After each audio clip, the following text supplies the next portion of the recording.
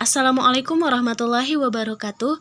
Halo teman-teman, perkenalkan nama saya Nur Saadah Daulae, NIM 20000011156, kelas bimbingan konseling karir 3B. Kali ini materi yang akan saya sampaikan yaitu teori sosial ekonomi dan teori pengambilan keputusan. Teori sosial ekonomi. Teori-teori yang dipertimbangkan sejauh ini pada dasarnya bersifat psikologis karena mereka menganggap bahwa individu-individu mengerahkan kendali atas kehidupan mereka. Meskipun sebagian besar ahli teori akan setuju bahwa tingkat kontrol bervariasi dari individu ke individu dan situasi ke situasi. Sebagian besar juga akan setuju dengan proposisi bahwa individu memiliki kontrol dan itu adalah tugas konselor karir untuk meningkatkan tingkat pengarahan diri. Teori pencapaian status.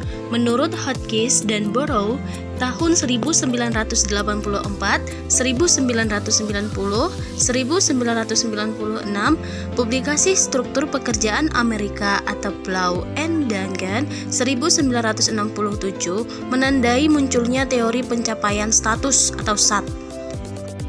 Awalnya SAT mengemukakan bahwa status sosial ekonomi keluarga mempengaruhi pendidikan, yang pada gilirannya mempengaruhi pekerjaan yang dimasuki. Variabel selanjutnya seperti kemampuan mental dan apa yang disebut proses sosial psikologis ditambahkan ke model ini.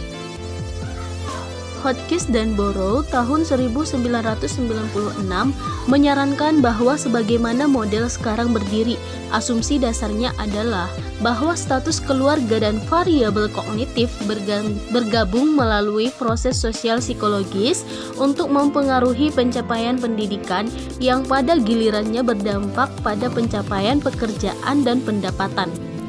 Beberapa sosiolog dan ekonom telah mengkritik SAT sebagai terlalu sederhana dan telah mencari alternatif untuk itu. Misalnya, beberapa telah mencoba penjelasan pencapaian pekerjaan dengan berfokus pada jenis perusahaan di mana seseorang bekerja. Teori pasar teori kerja ganda. Ganda mengemukakan dua jenis bisnis di pasar tenaga kerja, inti dan periferal. Perusahaan inti memiliki pasar tenaga kerja internal yang memiliki jalur karir yang cukup berkembang dan menawarkan peluang untuk mobilitas ke atas. Perusahaan-perusahaan ini memiliki peran dominan di pasar di mana mereka bersaing. Mereka memanfaatkan teknologi dan alat-alat lain untuk meningkatkan posisi mereka di pasar mereka. Perusahaan periferal tidak membuat komitmen jangka panjang kepada karyawan mereka. Sebaliknya, karyawan dibayar oleh pekerjaan dan cuti ketika tidak lagi dibutuhkan. Pekerjaan di perusahaan-perusahaan ini memiliki sedikit peluang untuk mobilitas ke atas menurut teori, dan penelitian memberikan beberapa dukungan untuk pernyataan ini. Hodges dan Burrow 1996. Ras, jenis kelamin, dan karir. Sosiolog telah berada di garis depan dalam penelitian dampak ras dan gender pada pencapaian pekerjaan dan pendapatan. Penelitian ini secara konsisten menunjukkan bahwa orang Afrika Amerika berpenghasilan lebih rendah daripada orang kulit putih. Misalnya Saunders 1995.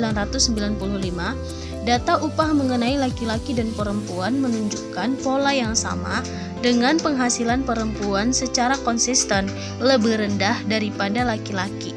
Misalnya Johansson dan Mortimer 2002, Reskin 1993. Status dan penggunaan teori sosial ekonomi. Status sosial keluarga yang berkaitan dengan pilihan pekerjaan telah menjadi variabel yang menjadi perhatian besar sosiolog selama beberapa dekade dan telah ditemukan sebagai prediktor kuat pencapaian pekerjaan akhir.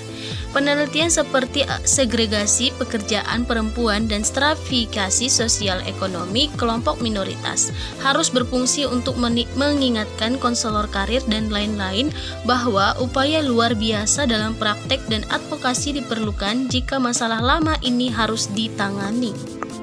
Teori pengambilan keputusan. Pengambilan keputusan dalam sebuah perusahaan merupakan hal yang penting bagi kemajuan perusahaan tersebut. Dalam mengambil sebuah keputusan diperlukan ketepatan dalam menganalisis masalah, menetapkan tujuan, mengidentifikasi alternatif yang ada, dan mengevaluasinya.